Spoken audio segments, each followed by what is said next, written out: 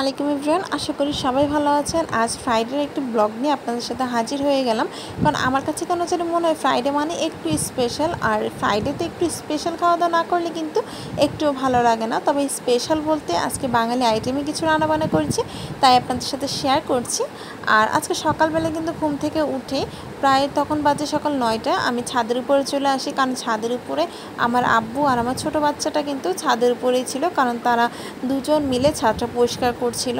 কারণ গতকাল রাত্রে যে পরিমাণ বৃষ্টি হয়েছিল, এতে না ছাদের যে গাছগুলো ছিল সব কিছু দুমড়ে মুচড়ে পড়ে গেছে।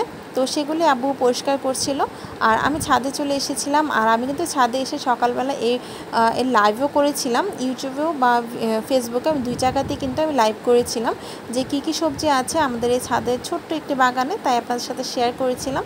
তো এখান থেকে কিন্তু ছাদের উপর থেকে আমি একটি লেবু পেড়ে নিয়েছি, আর পেড়ে বাসায় চলে আসলাম। তো রুমে এসে ভাবলাম যে মাছ কেটে নেব, কারণ এই পাঙ্গাস মাছটা গতকাল আব্বু এনেছিল বাসায়। তো আমি কিন্তু সাথে সাথে ফ্রিজে ঢুকিয়েছিলাম, কারণ পাঙ্গাস মাছটা কিন্তু আমি উপরে চামড়াটা একেবারে ফেলে দিব। এভাবে আমি এখন কেটে নিব। আর আরেকদিকে এখানে কচুর মুখি বসিয়েছিলাম। তো কচুর মুখিগুলো কিন্তু পানি দিয়ে একটু ভিজিয়ে রেখেছি, কারণ কচুর মুখিগুলো একটু ভালোভাবে ধুয়ে পরিষ্কার করে নেব তার জন্য। আর এদিকে ছাদ থেকে কিন্তু এই টক পাতাগুলো নিয়ে এসেছি, কারণ আমাদের ছাদে কিন্তু এই টক পাতাগুলো অনেক রয়েছে। তো এগুলো নিয়ে এসেছিল ভর্তা করার জন্য। আর এদিকে সকালের জন্য আম কেটে নিয়েছিলাম, কারণ আব্বু বলেছিল শুধু তাকে আম কেটে দিতে, কারণ সে আম কলার মুড়ি দিয়ে নাস্তাটা করে নিবে। তো তারপর দেখলাম আব্বু গ্রাম থেকে প্রায় 2-1 দিন আগে এনেছিল এই কাঁঠালগুলো। তো আমি কিন্তু কাঁঠালগুলো কিছুই করিনি, আর কাঁঠালগুলো কিন্তু একেবারে কাঁচা। তো আমি বলেছিলাম যে কাঁচা কাঁঠাল আমার জন্য আনতে, কারণ আমি কিন্তু অনেক ভিডিও দেখছিলাম যে সবাই কাঁচা কাঁঠাল রান্না করছে। তো ভাবলাম আমিও একটু কাঁচা কাঁঠাল রান্না করে দেখি কেমন লাগে খেতে, কারণ আমরা কেউই কখনো কাঁচা কাঁঠাল খাইনি, কারণ আমাদের ফ্যামিলিতে কখনোই কাঁচা কাঁঠাল রান্না করা হতো না। তো ভাবলাম আজকে কাঁচা কাঁঠালটা রান্না করব চিংড়ি মাছ দিয়ে। তো সেই ভিডিওটা তো অবশ্যই আপনাদের সাথে আমি শেয়ার করে নেব। আর এদিকে কিন্তু কচুরমুখীগুলো সুন্দরভাবে ধুয়ে পরিষ্কার করে নিয়েছি, আর এখন চুলায় বসিয়ে দিয়েছি সেদ্ধ করার জন্য। আর অন্য চুলায় ভাত বসিয়ে এরপরে আমি মাছটা কাটার জন্য চলে গেলাম। আমি এদিকে কিন্তু পাঙ্গাস মাছের উপর যে পাতলা চামড়াটা থাকে, স্কিনটা কিন্তু একেবারে ফেলে দিয়েছি উঠিয়ে, কারণ আমি মূলত এইভাবে সবসময় করে থাকি। আমি আর আমার ছোটো বোন আমরা দুইজনে এই পাঙ্গাস মাছের উপর স্কিনটা এভাবে ফেলে দিই। তো এটা কিন্তু খুবই সহজ, আর ফেলতে পারলে একেবারে সহজ হয়ে যায়। আর এটা রান্না করলেও কিন্তু এইভাবে পাঙ্গাস মাছ খেতে খুব ভালো লাগে। যারা কখনো পাঙ্গাস মাছ খায় না, তাদের যদি এইভাবে পাঙ্গাস মাছটা খাওয়া হয় উপর স্কিনটা ফেলে দিয়ে, তাহলে কিন্তু অনেক ভালো লাগে। আর এক ফোঁটা গন্ধ এই পাঙ্গাস মাছ থেকে আসে না। তো আমি পাঙ্গাস মাছটা কিন্তু ধুয়ে ভালোভাবে পরিষ্কার করে নিয়েছি, এরপর কিন্তু কেটে নিয়েছি। এখন রান্নাটা বসিয়ে দিব। আর আরেক চুলায় বসিয়ে দিয়েছিলাম আমার বাচ্চার জন্য নুডলস। তো নুডলসটাও কিন্তু হয়ে গেছে। এখন বাজে ঠিক দুপুর 12:30। তো এই সময় তো বাচ্চাদের একটু খিদা লেগেই যায়। তো ওকে কিন্তু আমি নুডলসটা দিয়ে নিয়েছি, আর প্যানের মধ্যে কিছুটা সরিষা তেল দিয়ে এর মধ্যে দিয়ে দিচ্ছি মাছ। প্রথমে ভেবেছিলাম মাছগুলো একটু কষিয়ে রান্না করব, তারপর ভাবলাম যে না, মাছ কষানো আসলে আমাদের বাসায় তেমন একটা পছন্দ করে না, তার জন্য মাছগুলো একেবারে হালকা করে ভেজে নেব। আর এদিকে কিন্তু আমার টক পাতাগুলো ভালোভাবে ছিঁড়া নেওয়া হয়ে গেছে। এখন টক পাতাগুলো একটু ধুয়ে নেব সুন্দরভাবে, কারণ এই টক পাতাগুলো কিন্তু ভর্তা করব। আর এই টক পাতার ভর্তা কিন্তু খেতে অনেক বেশি মজার, কারণ আমি এই টক পাতার ভর্তার রেসিপি ইউটিউব চ্যানেলে অনেকবার দিয়েছি। তো যাই হোক, আমি এখন ভর্তা করার জন্য প্রিপারেশন করে নিচ্ছি। তো এক চুলায় কিন্তু মাছ ভাজি বসানো, আর অন্য চুলায় আমি টক পাতার ভর্তা করার জন্য প্রিপারেশন করছি। তো চুলায় একটু কড়াই বসিয়ে এর মধ্যে সামান্য একটু তেল দিয়েছি, তেল দিয়ে দিলাম টক পাতাগুলো, আর কিছু পেঁয়াজ দিয়ে দিয়েছি। আর পেঁয়াজটা কিন্তু একটু মোটা মোটা করে কেটে নিয়েছি। আর দিয়ে দিয়েছি 4টি কাঁচামরিচ, কারণ আমি যে পরিমাণ পেঁয়াজ আর কাঁচামরিচটা দিয়েছি, এটা কিন্তু এই এতটুকু পরিমাণ টক পাতা ভর্তার জন্য একেবারে এনাফ, কারণ এই পাতাটা কিন্তু অনেকটাই চুপসে যাবে। আর অন্য চুলায় যে মাছ ভাজিটা বসিয়েছিলাম, তো মাছ ভাজিটা কিন্তু এক পাশ হয়ে গেছে। তো আমি অন্য পাশে ভালোভাবে উল্টিয়ে দিয়ে হালকা একটু কালার আসা পর্যন্ত অপেক্ষা করব, কারণ মাছগুলো একেবারে হালকা করে ভাজবো, আমি প্রথমে বলেছিলাম। কারণ কিছু কিছু রান্নার ক্ষেত্রে না, মাছ যদি হালকা করে ভেজে রান্না করা হয়, তাহলে খেতে কিন্তু অনেক ভালো লাগে। আমি তুলে নিয়েছি, এখন আমি কচুরমুখীগুলো একটু ভেজে নেব। আর এই কচুরমুখীগুলো কিন্তু আমি প্রথমে সিদ্ধ করে নিয়েছিলাম। এখন কচুরমুখীগুলো প্রায় 2-1 মিনিটের মতো একটু নেড়ে চেড়ে ভেজে নেব, কারণ যদি কচুরমুখীগুলো একটু ভেজে রান্না করা হয়, তাহলে না খেতে অনেক ভালো লাগে। তার জন্য আমি কচুরমুখীটাকে সামান্য একটু ভেজে নেব, বাস 1 থেকে 2 মিনিটের মতো, তাহলে কিন্তু হয়ে যাবে।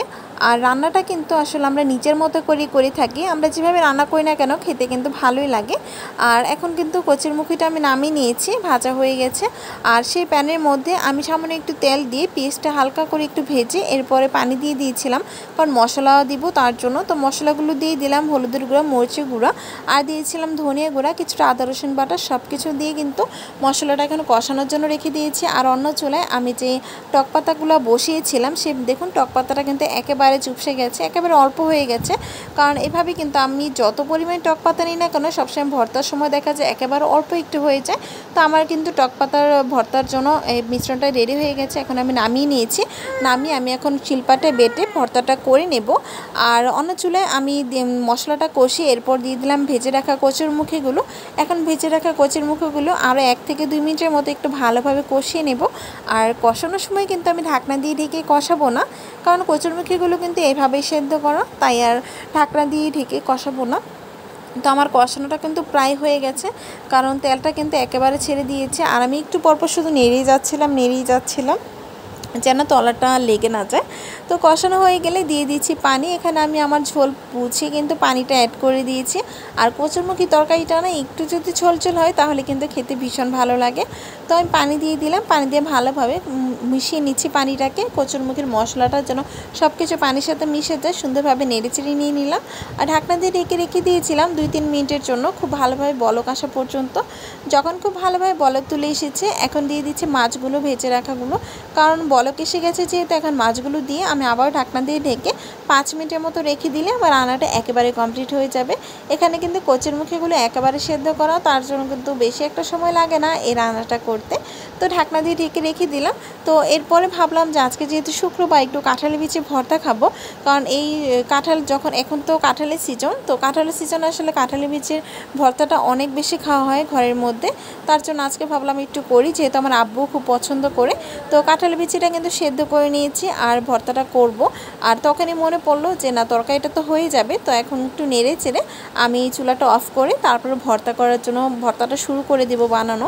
আর এদিকে কিন্তু রান্নাটা এত সুন্দর একটা স্মেল এসেছিল, কি বলবো, আসলে আজকে দুপুরের খাবারটা অনেক বেশি মজার ছিল, অনেক অস্থির ছিল বলতে গেলে। তো আমি কিন্তু একটু নেড়ে চেড়ে এখন চুলাটা অফ করে দিব। আর এই কচুরমুখী দিয়ে মাছ রান্নার রেসিপিটা কিন্তু দারুণ হয়েছিল। তো এদিকে কিন্তু আমি ভালোভাবে ভর্তাটা করে নিচ্ছি কাঁঠাল বিচি। তো কাঁঠাল বিচিটা আর শুকনো মরিচটা একটু বেটে নিয়েছি। আর এরপর দিয়ে দিচ্ছি পেঁয়াজ। আমি এই পেঁয়াজটা সামান্য একটু সরষের তেলে একটু নেড়েচেড়ে ভেজে নিয়েছিলাম যেন পেঁয়াজের কাঁচা স্মেলটা না থাকে, তার জন্য। আর দেখুন কথা বলতে বলতে কিন্তু আমি যখন এই ভয়েসটা দিচ্ছিলাম তখন আমার বাচ্চা ঘুমোচ্ছিল। আসলে আমাদের বাচ্চার মায়েদের এই একটা প্রবলেম, যখন বাচ্চারা ঘুমায় দেখা যায় তখনই আমরা আমাদের কাজগুলো কমপ্লিট করি।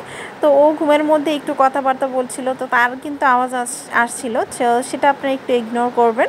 তো এদিকে কিন্তু আমি কাঁঠাল বিচির ভর্তাটা করে নিয়েছি। কাঁঠাল বিচির ভর্তাটা কিন্তু গরম গরম ভাতের সাথে খেতে যে এতটা ভালো লাগে যে মনে হয় যে গরম গরম ভাতের সাথে একটি মাত্র ভর্তা হলে আর কিছুরই প্রয়োজন নেই।